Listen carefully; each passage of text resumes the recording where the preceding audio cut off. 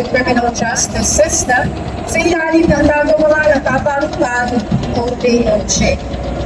Sinasikwa nito ang profesionalismo, integridad at pagsapuso ang hangarin at magmuling makapagpabago magpanatili ang pambansang seguridad sa loob ng kapitan habang binibigyan daan ng pagbabago at ito mulong magkakawala sa kanila. Mga kababayan, ang mga pinagmamalaking kagamitan sa sakyan para sa pang-operasyong panlikha sa iba't ibang larangan ng ating sandatahang lakas kabilang iba't mga rin na rin sa ating pamahalaan. Nangunguna rito ang Zebra 105mm light tank sa ating Philippine Army na nakadisenyo upang makapagbigay ng mataas na antas ng quality power and protection para sa ating kasundaluhan. Sinisipo ito ng kahandaan, lakas at determinasyon sa pagtatanggol ng ating bayan at soberenya nito. Natutunghayan naman natin ang Atmos 155mm self-propelled offensive. Uli ng artillery asset na long range, mabilis na lumalaw, nakakabit mismo sa truck ay mataas na mobilidad, mabilis na i-deploy, may kiling oras ng pagtukon at maaaring gamitin sa lahat ng lupain.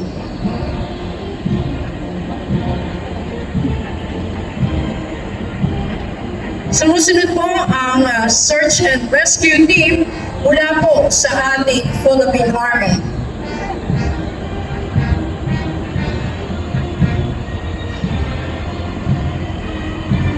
Sasagawa sila ng mga operasyon kaugnay po ng humanitarian assistance and disaster response.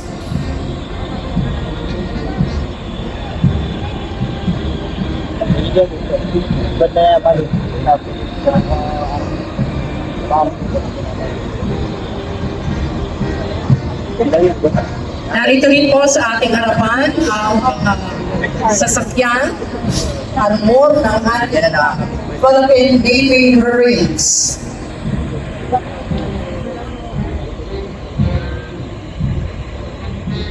Nariyan po ang V300 at ang V150. V300, kilala bilang Love 300, 6x6 armored personnel carrier, ay kakayahang magdala ng mga kawal. Ang V150 naman ay armored personnel carrier na ginagamit ng ating Philippine Navy po.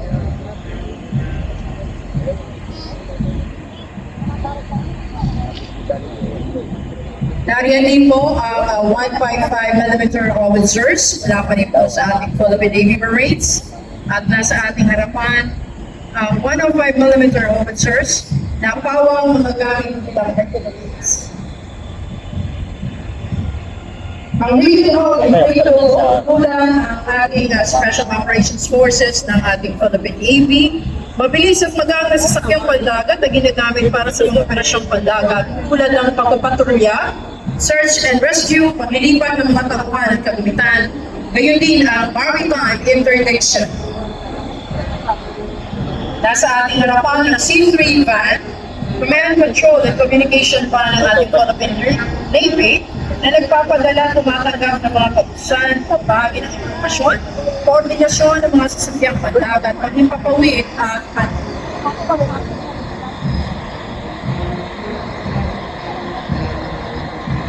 Lalo po sa ating Philippine Air Force, nariyan po ang B-150 Armored Personnel Carrier.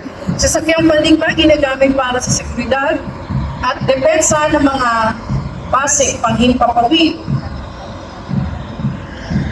Ang ating panghimpapawid kaya sa mga ang Spider Surface Air System na 960 Air Missile Defense Wing na inidisenyo upang protektahan ng mga critical na lugar laban sa banta mula sa ating himpapawid. Ang DPS-14ME ay mobile at long-range na air surveillance radar system ng 580M aircraft control at warning wing. Dinisenyo para sa mabilisang pag-deploy at madali ang transportasyon.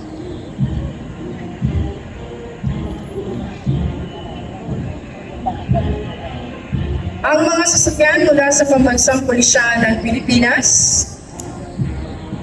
Nariyan po ang ating patrol vehicle na may blinker ng pulisya at public address system. Maaari makalula ng hindi bababa sa 12 taon, may angkop na suspensyon para sa kapasidad ng karga nito.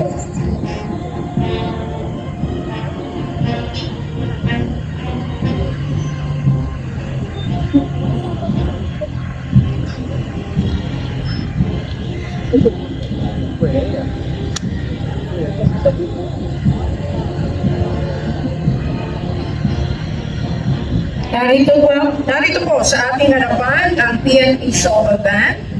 Pinagamit ng mga investigador sa pagsusuri at pagpaproseso ng pinangyarihan ng Rivera.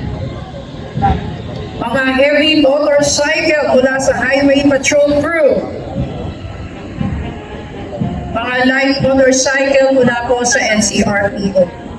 Mga sasakyang bawang gamit sa mga lupunin at gawain sa pagpapatunayan, gawain administratibo, pagpapatrolya at pagpapanatili ng police visibility.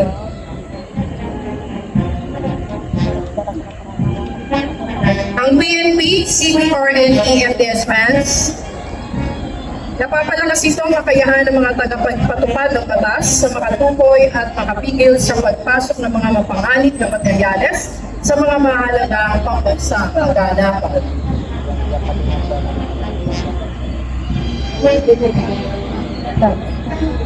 Ang ating SWAT bands, magaan, matibay at matatag na sasakyan gamit para sa paghatid o pagdadala ng mga tropa o kantamento para sa mga espesyal na misyon. Nariyan din po ang Armored Personnel Carrier ng ating Philippine National Police gamit sa paghatid ng mga tropa na nangangailangan ng proteksyon at more. Idinisenyo mo pang maiwas sa mga operatiba para sa direktang entry assault o pagpasok ng may pag-atake sa isang partikular pag-usali at iba pang barikado.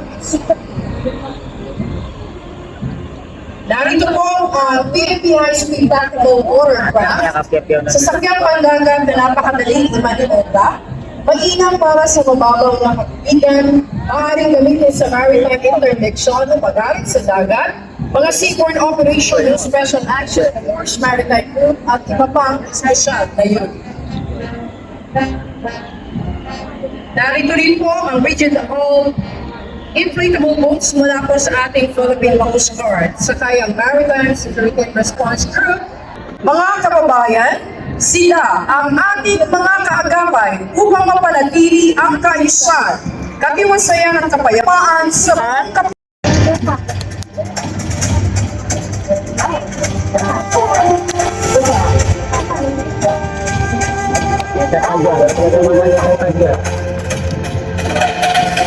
Sa bawat yugto ng ating kasaysayan, may tinig na patuloy na tumatawag. Tinig ng bayan. Tinig